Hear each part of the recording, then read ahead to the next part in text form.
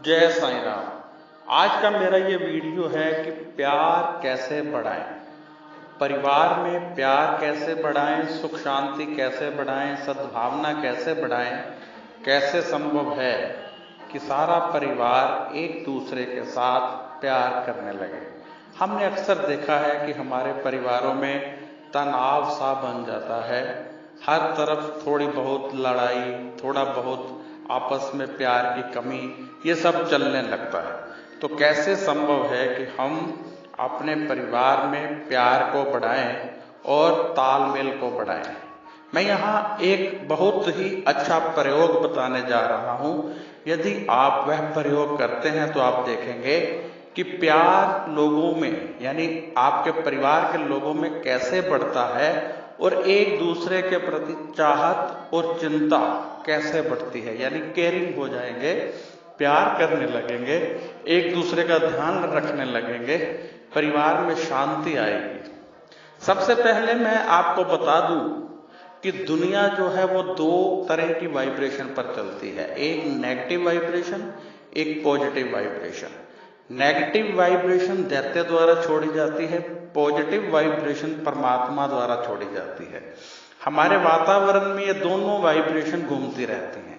जब हम अच्छा कार्य करते हैं तो पॉजिटिव वाइब्रेशन हमारी तरफ आकर्षित होती है, जब हम बुरा काम करते हैं तो नेगेटिव वाइब्रेशन हमारी तरफ आकर्षित होती है।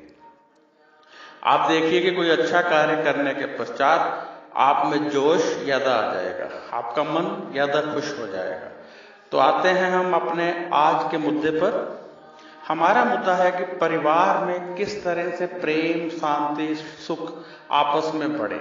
तो इसके लिए एक बहुत सिंपल सा प्रयोग है कि आप अपने घर जो जितना भी भोजन आता है, जितना भी खाना बनाते हैं, खाने पीने की वस्तुएं हैं, सबको आप पॉजिटिव वाइब्रेशन से अभिमंत्रित करेंगे। तो इससे पहले जरूरी है कि आप में नेगेटिव वाइब्रेशन समाप्त हो और पॉजिटिव वाइब्रेशन का वास आपके अंदर हो। तो आपके अंदर पॉजिटिव वाइब्रेशन का वास करने के लिए आपको पॉजिटिविटी से परमात्मा का पाठ करना होगा। जिस परमात्मा, जिस गुरु को आप मानते हैं, आप उसका पाठ करेंगे। जैसे कोई साईं बाबा को मानता है तो ओम श्री साईं, कोई रामचंद्र जी को मानता है तो रामचंद्र जी का नाम जपेगा, कोई सरदार जी हैं तो वो वाहेगुरु वाहेगुरु करेंगे। इस प्रकार हम पहले अपने आप को अभिमंत्रित करेंगे। उसके बाद जो आप आटा गूंदते हैं, आटे को इस प्रकार गूंदिए कि वह आटा नहीं है, परमात्मा के चरण हैं, और उनको दबाते हुए आप पाठ कीजिए। इससे पॉजिटिव वाइब्रेशन उसमें जाएगी और जो लोग वो खाना खाएंगे उन्हें बहुत असीम शांति का अनुभव होगा। प्रयोग करके यदि देखना चाहते हैं तो एक दिन पाठ पूजा करके ये सब कीजिए और दूसरे दिन गाली गलौज करके खाना बनाइए, और दोनों वक्त जो लोगों ने खाया है उनकी नेचर की तरफ ध्यान दीजिए। जिस दिन आपने पाठ पूजा की थी सबके मन निर्मल हो गए होंगे, लेकिन जिस दिन आपने गुस्से और गाली गलौज से खाना बनाया था उस दिन सभी के मन व्याकुल हो उठे होंगे। कोई औरत कहती है कि मेरा पति शराबी है, वैश्यागमन करता है, जुआ खेलता है। कोई माँ कहती है मेरा बच्चा पढ़ता नहीं है, मेरा कहना नहीं मानता है। तो मैं कहता हूं कि आप सबकी नेचर बदल सकते हैं। उन सब की नेचर बदलने के लिए आपको अपनी वाइब्रेशन उनकी बॉडी में छोड़नी पड़ेगी, और अपनी वाइब्रेशन उनकी बॉडी में छोड़ने का सबसे सरल तरीका है, जो भी घर में खाना तैयार करते हैं उन्हें पाठ द्वारा वाइब्रेट कीजिए। आटा गूंदते हुए, चाय बनाते हुए चम्मच डालकर पाठ कीजिए, सब्जी बनाते हुए, सब्जी काटते हुए परमात्मा का नाम लीजिए। जब घर में पोछा वगैरह हो रहा है तो उस समय कीजिए। जब चादर बिछाते हैं उस पर हाथ फेर कर पाठ कीजिए। बच्चे की यूनिफॉर्म पर हाथ फेर कर पाठ कीजिए। बच्चों की किताबों पर हाथ फेरते हुए पाठ कीजिए। पति के कपड़ों पर हाथ फेरते हुए पाठ कीजिए। इससे क्या होगा कि आपकी वाइब्रेशन उनमें जाएगी, और पाठ करते हुए आप जो मांगेंगे वैसी ही नेचर उनकी होनी शुरू हो जाएगी। यानी पाठ करते हुए जो विचार आप अपने मन में लाएंगे कि हे प्रभु मेरा पति शराब छोड़ दे, तो शराब छोड़ने की तरफ उनका ध्यान जाना शुरू हो जाएगा। हे प्रभु मेरा बच्चा मेरा कहने में आ जाए, ज़्यादा पढ़ाई करे, तो उसका ध्यान उन बातों की तरफ जाएगा। जैसी वाइब्रेशन आप उस वस्तु में छोड़ रहे हैं, खाने वाला जब खाता रहेगा बार बार खाएगा, ये 1 या 2 दिन में ऐसा नहीं होगा, प्रोसेस लंबा है, लेकिन 101% इसका पॉजिटिव रिजल्ट है, यानी सक्सेस रेशियो जो है वो 101% है। आप हर एक चीज को वाइब्रेट कीजिए, चाहे वो भुजिया है, इवन देन कि आपके पति की शराब में जो सोडा डालते हैं, सोडे को भी वाइब्रेट कर दीजिए। आप देखेंगे कि इसके कितने पॉजिटिव रिजल्ट्स आपको मिलते हैं। जब आप पॉजिटिव वाइब्रेशन को अपने घर की ओर आकर्षित करेंगे, जब आप पॉजिटिव वाइब्रेशन को निमंत्रण देंगे कि वे आपके घर में प्रवेश करें, तो पॉजिटिव वाइब्रेशन आपके सभी फैमिली मेंबर्स में जाएगी और उनकी बुरी आदतें धीरे धीरे धीरे धीरे छूटने लगेंगी। रात के वक्त जो लोग कहते हैं नींद नहीं आती, यदि पिल्लों पर हाथ रखकर परमात्मा का नाम बार बार लें और फिर वहां उस पर सोएं, तो देखिए कितनी मीठी नींद आएगी और सुबह उठते ही आपके मुंह में परमात्मा का नाम होगा। यानी आपने अगले दिन की शुरुआत भी अच्छे ढंग से करने की नींव रात को ही रख ली। तो इस ढंग से कुछ लोग कहते हैं पाठ करने का समय नहीं मिलता, कब करें? तो मैं कहता हूं, कौन कहता है कि आपको आसन लगाकर किसी पर्टिकुलर जगह पर बैठिए, घर में चलते हुए पाठ कीजिए, सफर करते हुए पाठ कीजिए, आटा गूंथते पाठ कीजिए, नहाते पाठ कीजिए।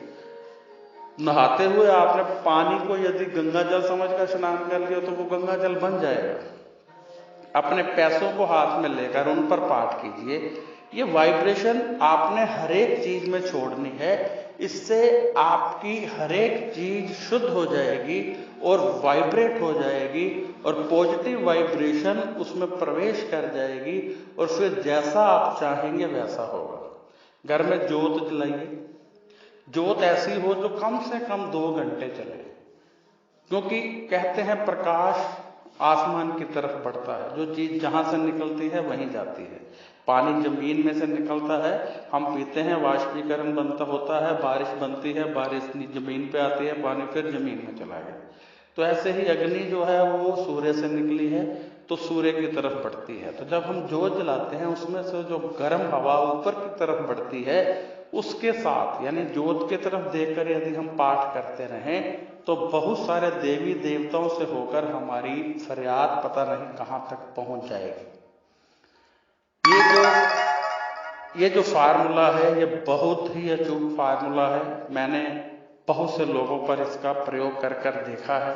बहुत से लोग तो नारियल ले लेते हैं, पूरा हफ्ता उस पर पाठ करते हैं, हफ्ते बाद नारियल फोड़कर सभी में बांट देते हैं। आप ये सब करके देखिए। जो गर्भवती औरतें हैं, यदि आपने पेट पर हाथ फेरते हुए पाठ करें तो बच्चा स्वस्थ रहता है और उसकी सोच और उसकी थिंकिंग जब वो पैदा होगा उसकी नेचर बहुत ही अच्छी होगी। तो आज से ही आप ये प्रयोग शुरू कीजिए। ये प्रयोग आपने अपने घर पर ही करना है, अपनी पूजा रूम में करना है, अपने बेडरूम में करना है, आप कहीं भी कर सकते हैं। पानी को हाथ में लीजिए, 108 बार नाम सिमरन कीजिए, उस पानी को पूरे घर में छिड़क दीजिए और कहीं यदि वो शिवलिंग पर चढ़ा हुआ जल हो या गंगा जल हो तो वो और ज्यादा अभिमंत्रित हो गया, उसकी पावर जो है और ज्यादा जागृत हो गई और उसका छिड़काव जब आप करेंगे तो आप पाएंगे कि आपके घर की शुद्धि हो रही है, किसी की नजर नहीं लगेगी, कोई किया कराया नहीं होगा। जो लोग कहते हैं हमारे घर में बार बार नजर लगती है, मैं कहता हूं रोजाना गंगा जल हाथ में लीजिए, पाठ कीजिए, जो भी पाठ आप करते हैं कीजिए और फिर पाठ करते हुए घर में छिड़काव कीजिए। जिन बच्चों को नजर लगती है उन पर छिड़काव कीजिए, फिर देखिए भला नजर लगती है, कभी भी नजर नहीं लगेगी। हो ही नहीं सकता कि नजर लगे। गंगा जल में एक बहुत शक्ति है, परंतु उस शक्ति को जागृत करना है, क्योंकि वो हम अपने लिए इस्तेमाल करना चाहते हैं। तो हमारी शक्तियां जागृत हो जाएं ताकि गंगा जल से निकलने वाली शक्ति हमारा शरीर स्वीकार करने के लायक हो जाए। ठीक वैसे ही जैसे फोन आता है तो उठाना पड़ता है, ना उठाएं तो मिस कॉल हो जाती है, ऐसे ही गंगा जल की शक्तियों को स्वीकार करने के लिए अपनी शक्तियों को जागृत करना है। अपनी शक्तियों को जागृत करने के लिए थोड़ा सा पाठ करना है, फिर छिड़काव कीजिए, कभी भी नजर नहीं लगेगी। जय साईं राम।